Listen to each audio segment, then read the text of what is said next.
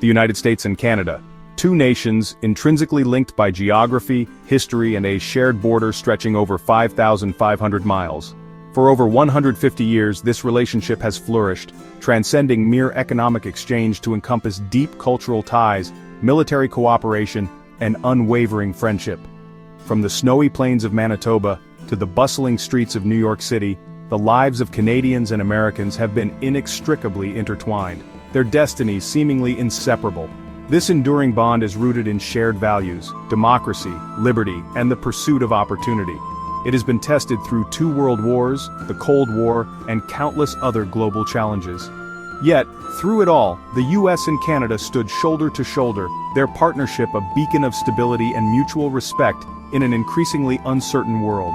This historic alliance fostered unprecedented economic integration. The 1965 Auto Pact, for example, seamlessly intertwined the automotive industries of both nations, creating a continental powerhouse that fueled economic growth and prosperity for generations. In the annals of history, certain events shatter long-held assumptions, irrevocably altering the course of nations. Such a seismic shift occurred in March 2025, when the United States, under the leadership of President Trump, levied a series of tariffs targeting key sectors of the Canadian economy. These tariffs, which President Trump dubbed Liberation Day tariffs, were ostensibly aimed at protecting American jobs and industries. They imposed a hefty 25% levy on a range of Canadian goods, including automobiles, steel, aluminum, lumber, and pharmaceuticals, pillars of Canada's economic strength. This protectionist maneuver sent shockwaves through Canada. The tariffs were not merely seen as an economic assault but as a betrayal of trust, a repudiation of decades of mutual cooperation.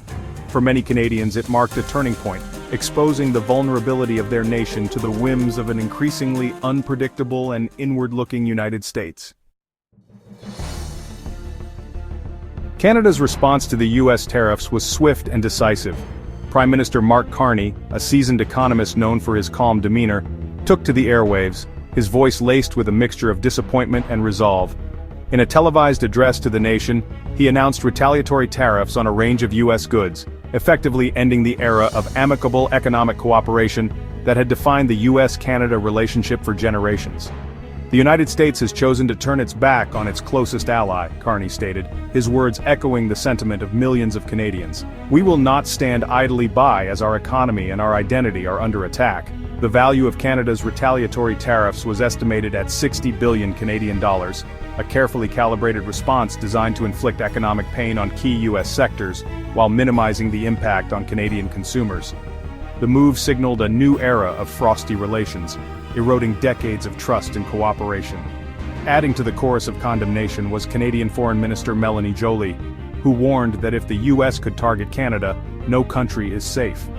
Her words underscored a growing sense of unease on the global stage, as nations watched the unraveling of one of the world's most enduring alliances. With the U.S.-Canada partnership in tatters, Canada embarked on a new chapter in its history, one marked by a search for new global alliances and a reassessment of its place in the world. Prime Minister Carney, buoyed by a surge in nationalistic sentiment, articulated a vision of a Canada less reliant on the U.S. and more engaged with like-minded nations around the world. He spoke of strengthening ties with Europe, particularly with France, Britain, and Germany, nations that shared Canada's commitment to multilateralism and rules-based international order.